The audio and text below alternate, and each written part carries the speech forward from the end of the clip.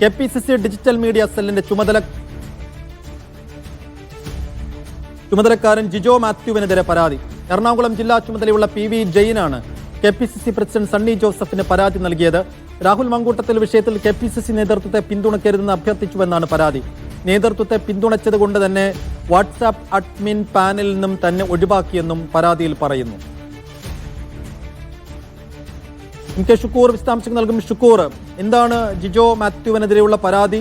എന്താണ് സെല്ലിനകത്ത് സംഭവിക്കുന്നത്?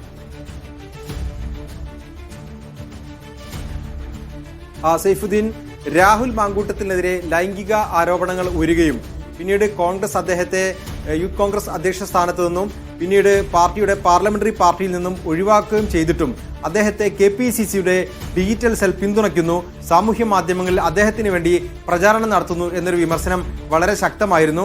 അദ്ദേഹത്തിനെതിരെ, രാഹുൽ മാങ്കൂട്ടത്തിനെതിരെ ശക്തമായ നിലപാടെടുത്ത VD സതീഷിനെതിരായ പ്രചാരണത്തിനും സൈബർ ആക്രമണങ്ങൾക്കും നേതൃത്വം നൽകുന്നത് KPCCയുടെ ഡിജിറ്റൽ സെല്ലിൽ തന്നെ ചില ആളുകളാണ്.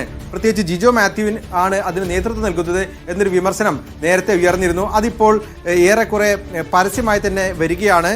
എറണാകുളം ജില്ലയുടെ ചുമതലയുള്ള, അതായത് ഡിജിറ്റൽ മീഡിയയുടെ എറണാകുളം ജില്ലയുടെ ചുമതലയുള്ള PV ജെയിനാണ് ഇപ്പോൾ ഒരു പരാതി KPCC പ്രസിഡന്റ് സണ്ണി ജോസഫിന് നൽകിയിരിക്കുന്നത്.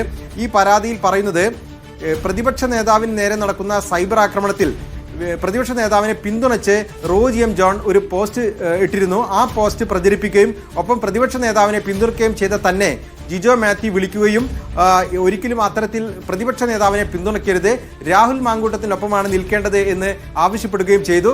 താൻ അതിന് വഴങ്ങാത്തതിനെ തുടർന്ന് പിന്നീട് തന്നെ ഇതിൻ്റെ അഡ്മിൻ പാനലിൽ നിന്ന് ഒഴിവാക്കി എന്നാണ് അദ്ദേഹം പറയുന്ന ആരോപണം. ഒപ്പം നിരവധി ഫേക്ക് ഐഡികളിലൂടെ പ്രതിപക്ഷ നേതാവിനെയും അധിക്ഷേപിക്കാൻ ജിജോ മാത്യു നേരിട്ട് തന്നെ ഇറങ്ങുന്നു എന്നും അദ്ദേഹത്തിൻ്റെ ഈ പരാതിയിൽ പറയുന്നു. ഈ പരാതി ഇപ്പോൾ KPCC പ്രസിഡന്റ് സണ്ണി ജോസഫിൻ്റെ പരിഗണനയിലുള്ളത്. പ്രതിപക്ഷ നേതാവിൻ്റെ ജില്ല കൂടിയായ എറണാകുളത്ത് നിന്ന് ഇത്തരമൊരു പരാതി ഉണ്ടായിരിക്കുന്നു എന്നുള്ളത് കൂടി ശ്രദ്ധേയമാണ്. ജിജോ മാത്യുവിനെതിരെ ഗുരുതരമായ പരാതിയാണ് ഇപ്പോൾ ഉന്നയിക്കപ്പെട്ടിരിക്കുന്നത്. KPCC നേതൃത്വം ഇക്കാര്യത്തിൽ എന്ത് നടപടിയെടുക്കും എന്ന് കാത്തിരുന്നു കാണാം.